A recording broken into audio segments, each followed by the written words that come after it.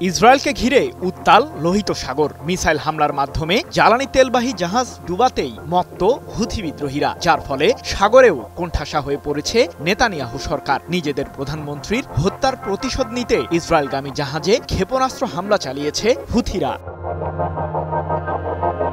সামুদ্রিক নিরাপত্তা সংস্থা এমরে জানিয়েছে, লাইবেরিয়ার পতাকাবাহী স্কারলেট রে নামক একটি জাহাজ ইয়েমেনের হুথি বিদ্রোহীদের হামলার শিকার হয়েছে। জাহাজটি জ্বালানি তেল নিয়ে ইসরায়েল অভিমুখে যাত্রা করছিল। সম্প্রতি বিমান হামলার মাধ্যমে হুথি শাসিত ইয়েমেনের প্রধানমন্ত্রী আহমেদ গালেব আল রাহাবি সহ তার মন্ত্রিসভার বেশ কয়েকজন সদস্যকে হত্যা করে ইসরায়েল। সেই হামলার দায়ও স্বীকার করেছেন ইসরায়েলের প্রধানমন্ত্রী বেনিয়ামিন নেতানিয়াহু।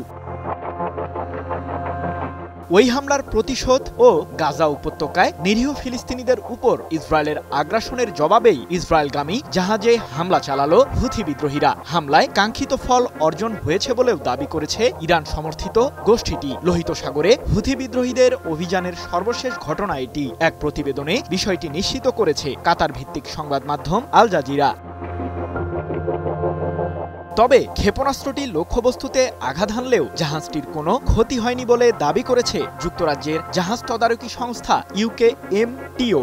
এক বিবৃতিতে সংস্থাটি জানিয়েছে, জাহাজের ক্রুরা একটি অজানা শব্দ শুনতে পায়। যদিও জাহাজের সকল কর্মী সুরক্ষিত আছেন। পরবর্তীতে তারা পুনরায় যাত্রা শুরু করেছে। সব মশার বিরুদ্ধে সুরক্ষা দিতে এলো বসুন্ধরা এক্সট্রিম অ্যারোসল, মশার বিরুদ্ধে এক্সট্রিম সুরক্ষা। এর আগে চলতি বছরের জুলাইয়ে লোহিত সাগরে ইসরায়েলের সাথে সংশ্লিষ্ট এমন দুটি জাহাজে ব্যালিস্টিক মিসাইল দিয়ে হামলা চালায় হুথিরা, যার ফলে কয়েক মিনিটের মাথায় জাহাজ দুটি ডুবে যায়। সম্প্রতি ইয়েমেনের রাজধানী সানায় জাতিসংঘের একটি অফিসে হামলা চালায় হুথি বিদ্রোহীরা। এ সময় গুপ্তচর বৃত্তির অভিযোগে অন্তত 11 জনকে আটক করে তারা, যার ফলে জাতিসংঘের সাথে উত্তেজনা বেড়ে যায় ইয়েমেনের। যদিও গুপ্তচর বৃত্তির অভিযোগটি প্রত্যাখ্যান করেছে জাতিসংঘ।